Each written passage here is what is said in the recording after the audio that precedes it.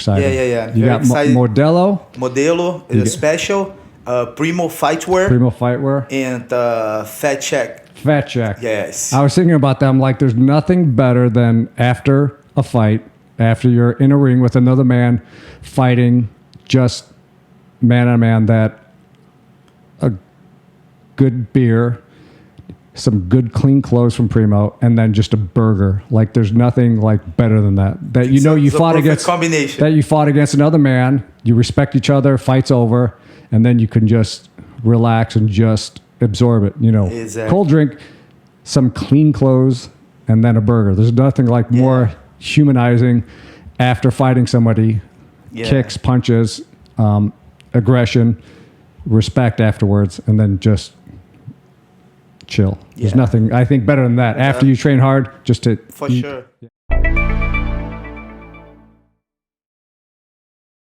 Start with the Mosiah, Devin Mosiah versus Brian Torres. Devin Mosiah is my student. Have been working with me now these 6 years. Have been doing a very good job, and he had a very good evolution on the past 3 years. Now his opportunity to be back at the WMO, and Brian Torres is a very good young fighter from New York City. Striking 101. Strike 101. New York. It's a very traditional academy over there. The guys always bring good fighters, and I'm very excited for this fight. I think for the undercard, be one of the best fights. Nice.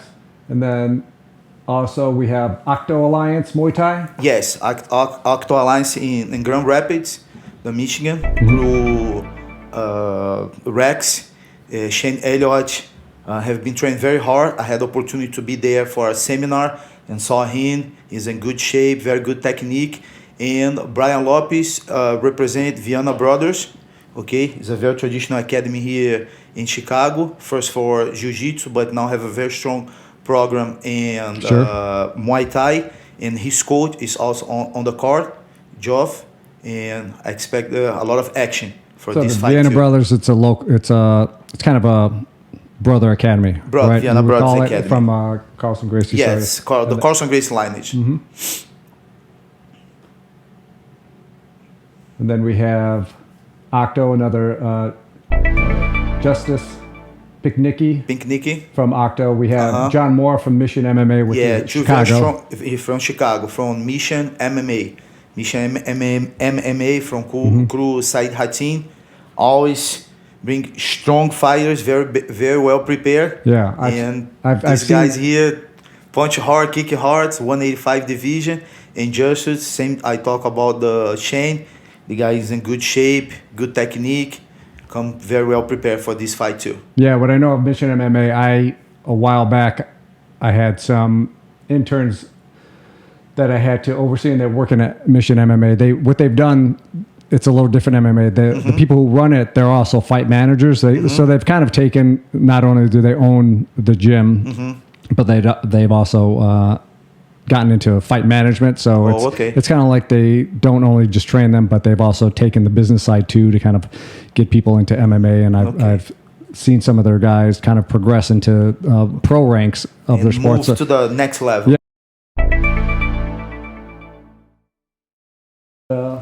Forza Combat Sport, and Jabari Heyman, from Team Cologne.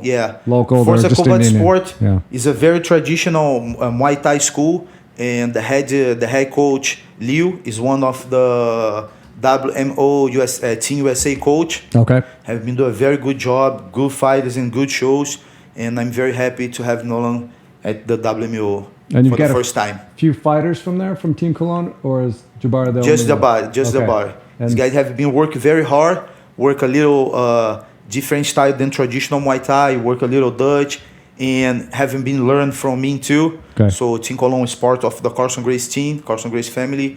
So we expect a lot of action from these young guys.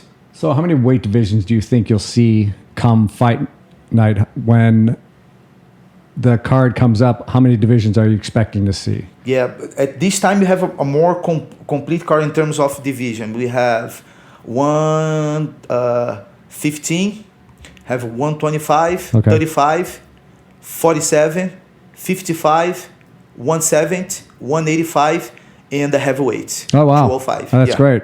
That's like you can't. So I think it's the first time I have all divisions in one show. Okay. Again, we're at Chicago Futsal Academy. Yes. 6122 North Clark. North Clark. It's a Chicago. very nice facility. All the remodeling now for the summer. So we will have a very special place there. It's a big deck for the VIP area, and people expect a lot of it's going to be a lot of fun. It's going to be exciting. Yes.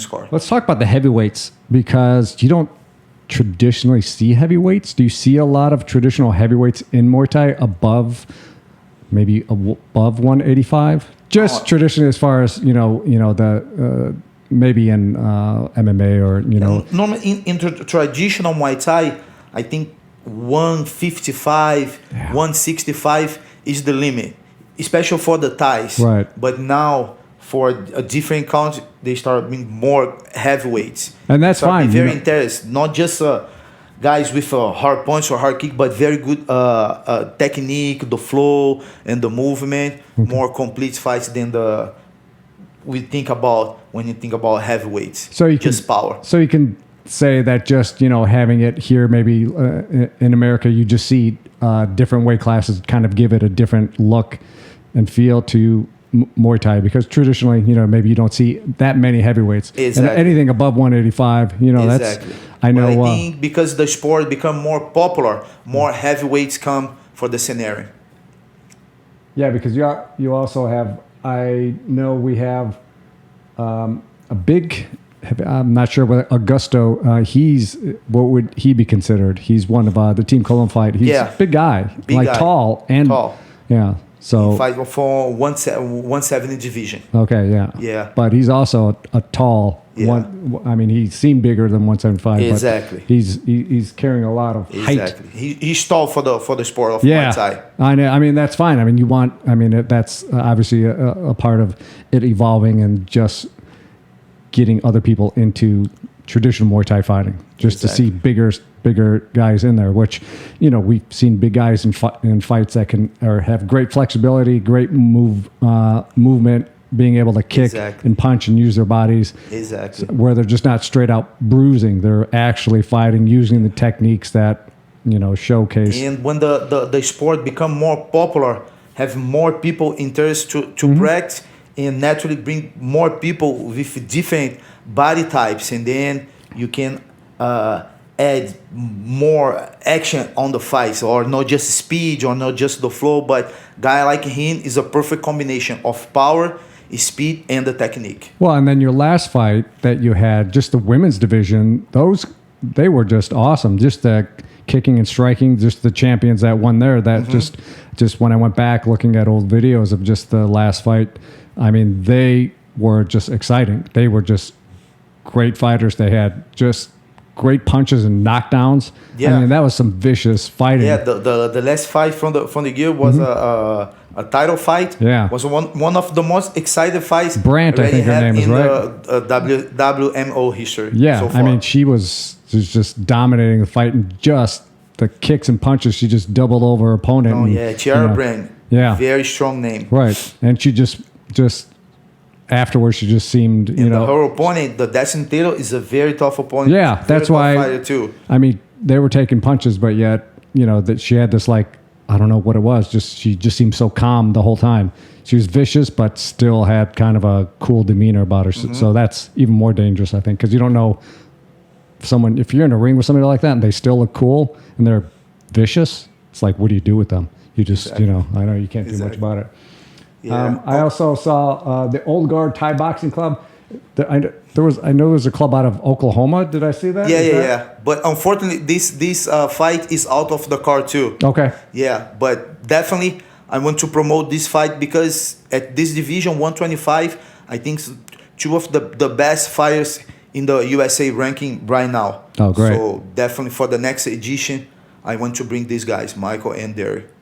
So what fights should we see that you see as kind of maybe the next fighters that are going to kind of grow the WMO. Have one fight in special. It's Akin Sanford versus Robert Byrne. Right here. Yeah, Striking this 101 one. of New York. Yes. And then Alliance AZO. Exactly. So Robert fought on the WMO USA number 2, and since his first fight till today, he has a huge evolution on his game. He has been fighting the major tournaments, getting very good results. Is a very strong guy. His team is a very traditional Muay Thai camp here on the Midwest, also Alliance from Kuru Bryan. And Sanford is a very strong guy from the New York.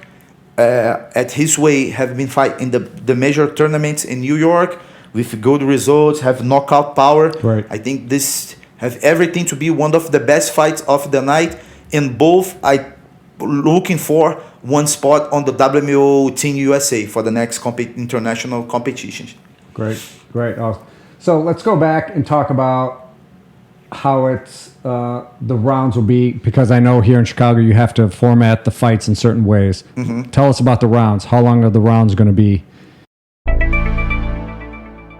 I know because of certain rules that the commission has here that you have to do certain things. So let's just talk about that briefly, so people get an idea of how long the fights are going to be and what you have to do as far as fights here in Illinois. Yeah, I came from a professional show in Brazil a couple months ago, and over there have extremely good talent, and it's full rules, elbows, 5 minutes round, and we did an amazing job over there. Back to Chicago, I have to change a little bit because WMO USA is sanctioned by the state. We work with the Illinois Athletic Commission. Sure. And here in Illinois, till this moment, you have to follow a little modified rules for Muay Thai. What it means is have to be amateurs only, no professionals yet, 3 2-minute round. 3 2-minute rounds. Yeah, Okay. so 1 minute rest and no elbows. When you take elbows out, you still have the clinch, all the sweeps, all the system of points, the progressive system of points, but unfortunately no elbows yet. And all other states haven't been doing with elbow. But I still believe here in the Midwest, Chicago and special, you be the new frontier for the combat sport. It's striking, special Muay Thai. Sure. It's discharacterized a little bit the game, but you still have a lot of action because the only thing they cut is the elbow, but the rule system is still the same. Now, how are the fighters taking that when they get in the ring? Do you notice anything that they're pulling elbows? Are they pretty aware of it? Because, when you're in the ring, you're in there, sometimes passions get heated and, sometimes you just react. Exactly. Are the fighters really good about pulling that, even at amateur level? You're especially in Muay Thai because the things happen so fast. Right. Sometimes it's just one little reflex and boom, they can mess up everything. Right. But what is special for the teams and crew is to study the rules and practice the rules, modify with no elbow. I think this is the best way to put in the fighter's mind. They have to hold the elbow. And they've been pretty good about that so far. At least as far you had fights in Miami, and then you had other fights here in Chicago. It seems like everyone's pretty good about catching themselves as far as rules go.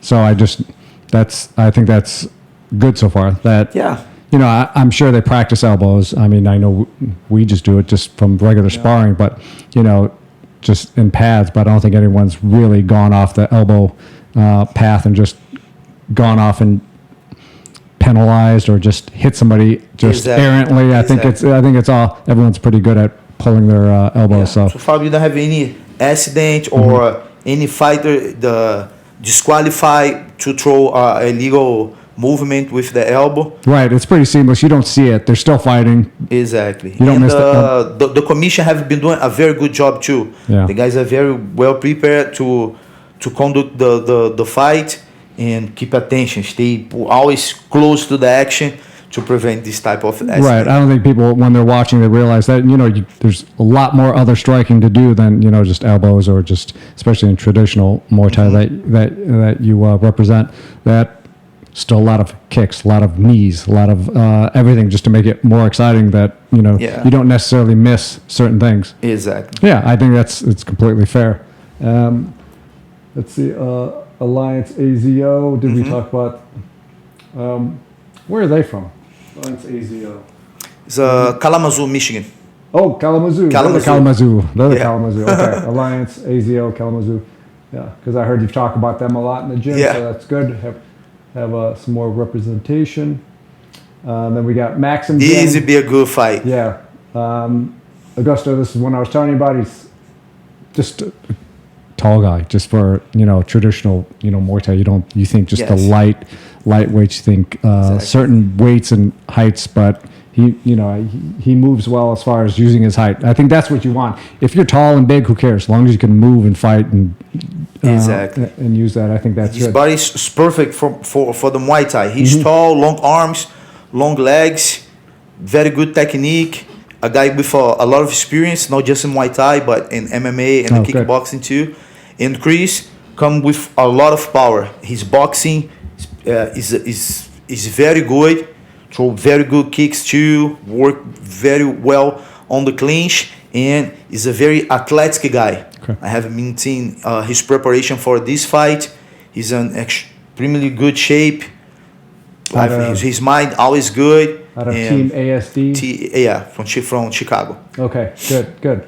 Okay, and we got our sponsors, Modelo, Primo Fightwear, Fat Shack. Yes, very happy because finally we close a good deal with Modelo. Modelo have been sponsor a lot of different sports, especially box and MMA, UFC, and now they have eyes for us to help and to promote the sport of Muay Thai. I can see a bright future ahead for us. No, I like that they've get involved in local fights and kind of using that as a path to kind of help elevate fighters, because you see them in the big stage, you see them in the national ads for MMA and combat sports, and now you're seeing them on the local levels, which is great because that's what you want. You want to promote. It's kind of that's what you want to see. You want to see them help promote smaller fights into big fights and then have that relationship. And this was the idea with this edition of WMO.